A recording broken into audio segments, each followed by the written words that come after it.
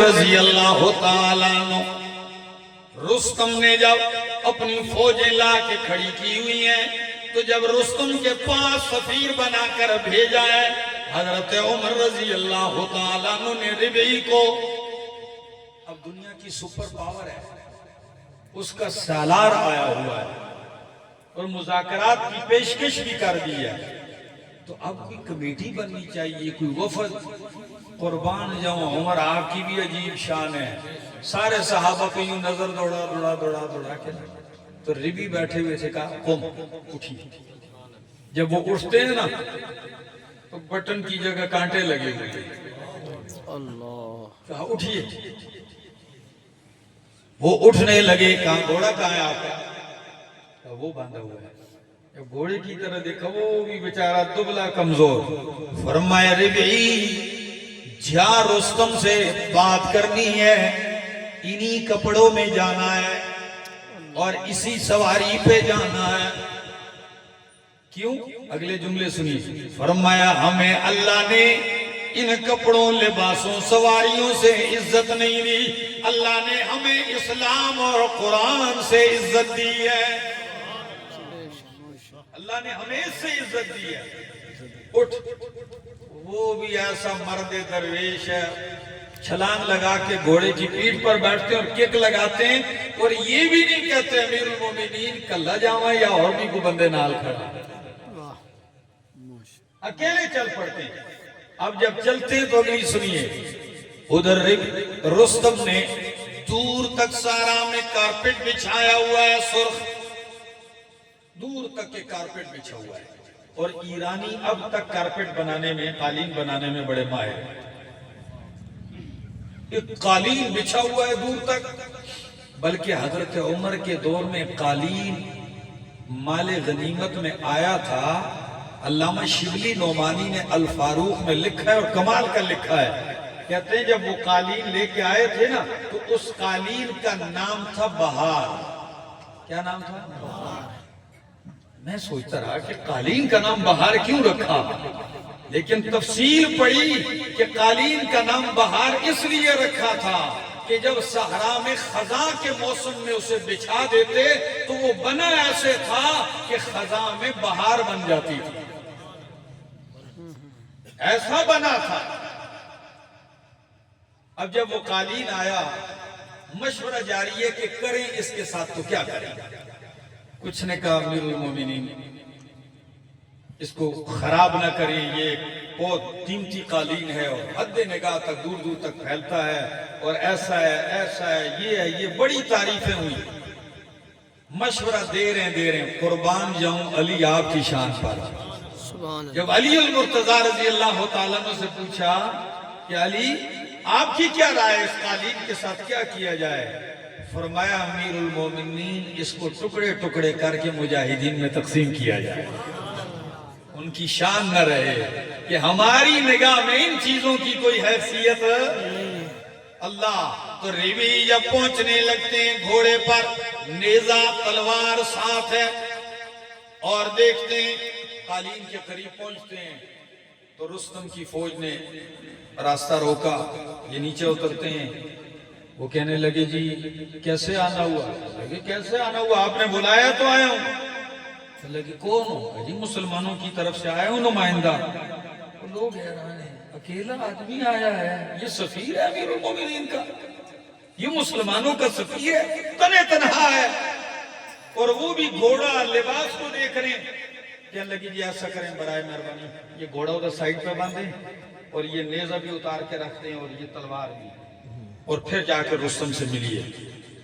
نے کہا جی نہیں، میں تو اسی طرح میں ایسے ہی جاؤں گا، منظور ہے ٹھیک ہے، نہیں تو گھوڑے کو کک لگاتا ہوں اور واپس جاتا ہوں۔ وہ جا کے رستم سے کہتے ہیں کہ بندہ آیا ایک سے دوسری بات نہیں مانتا، تو اب کیا کریں؟ رستم نے کہا آنے دو۔ ربعی نے قالین کے اوپر گھوڑا چڑھایا اور تھوڑا سا آگے جا کے نہ رک کے پھر گھوڑا باندھا، تو پتہ باندھا بھی کس کے ساتھ؟ تکیے کے ساتھ۔ جو تکیے بچھائے ہوئے تھے اس تکیے کے ساتھ گھوڑا باندھا، اور علامہ شبلی لکھتے ہیں کہ وہ تکیہ سونے کی تاروں سے بنا ہوا تھا، اس سے گھوڑا باندھا، نیزہ ہاتھ میں، اور ذرا اسٹائل کو دیکھنا، چلتے ہوئے ایسے اس کو مارتے جا رہے ہیں، قالین میں سوراخ کرتے جا رہے ہیں، اور کبھی کبھی ایسے ترچھا کسی تکیے کو بھی مار جاتے ہیں۔ آپ کہیں گے کیا یہ کیوں کر رہے تھے؟ یہ اس لیے کہ تم مجھے ان چیزوں سے مرغوب کرنا چاہتے ہو، دبدبا بٹھانا چاہتے ہو۔ رب کعبہ کی قسم، ان چیزوں کی ہماری نگاہ میں کوئی حیثیت نہیں ہے۔ سیدھا ربعی پہنچتا ہے رستم کے سامنے، رستم تاج پہنے بیٹھا ہوا ہے، تخت پہ صوفہ لگا ہے، ان کا صوفہ بھی ہے، کہتے ہیں صوفہ ہٹاؤ ادھر سے، اس کو ہٹاؤ، مجھے اچھا نہیں لگتا اس پہ بیٹھنا، میرا موڈ نہیں۔ وہ ہٹایا، بیٹھ گئے، کہتے ہیں بولو۔ تو رستم کہنے لگا آپ بولو کہ آپ کس لیے نکلے ہو؟ پوری دنیا ہلا کے رکھ دی ہے، مشرق کی طرف، مغرب کی طرف، دریا نہیں، سمندر نہیں، چھوڑا ہی کچھ نہیں ہے، تم کیا چاہتے ہو؟ تم بتاؤ۔ قربان جاؤں محمد عربی کے غلام صلی اللہ علیہ وسلم، اتنی لمبی تقریر کر کے آیا ہوں، اس جملے کے لیے بس تقریر ختم کرنے لگا ہوں۔ رستم کہنے لگا تم بتاؤ کیوں آئے ہو؟ جواب سنیے، اور آب زر سے لکھنے کے جملے۔ ربعی کہتا ہے ہم آئے نہیں، ابتعثنا اللہ لنخرج العباد من عبادت العباد الى عبادت رب العباد۔ سبحان اللہ، ماشاءاللہ۔ ہم آئے نہیں، ہمیں اللہ نے یہ مشن دے کے بھیجا ہے کیا؟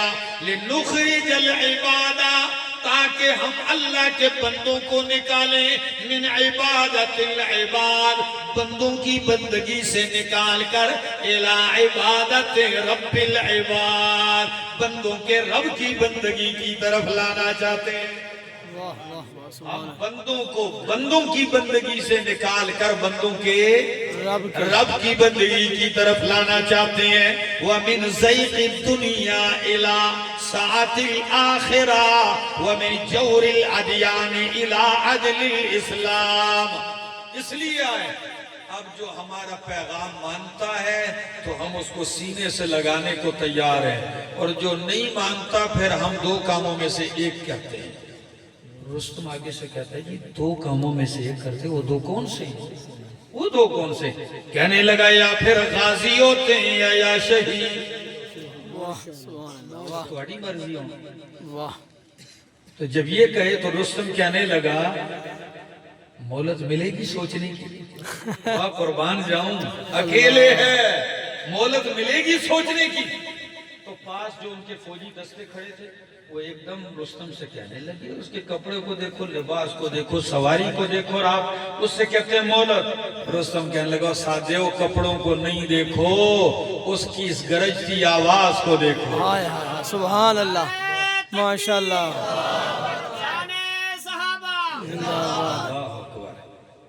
تو اب اگلی بات کہا مہلت ملے گی؟ تو کہنے لگے ربی ملے گی مگر 2 یا 3 دن، 2 یا 3 دن سے زیادہ بھی نہیں۔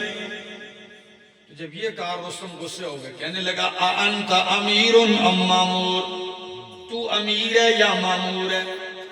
لگتا تو ایسا ہے تو سارا کچھ امیر فیصلے کیے جا رہا ہے، آپ امیر ہو یا مامور؟ کہنے لگا نہیں میں مامور ہوں، امیر پیچھے بیٹھا ہے، لیکن اتنی غرض اس لیے ہے کہ یہاں مامور اور امیر سب کی بات ایک ہے، ہماری بات ایک ہے۔ اللہ اکبر۔ دوستو آؤ اٹھو اس پیغام کو لے کر، مخلوق کو مخلوق کی بندگی سے نکال کر خالق کی بندگی کی طرف لائیے۔ کریں گے کوشش؟ انشاءاللہ۔ محنت کرو گے؟ انشاءاللہ۔ ساتھ دو گے اس مسئلے میں؟ انشاءاللہ۔ پھر اس علم کو اٹھاؤ۔ میں خوشحال اکثر ایک دفعہ گیا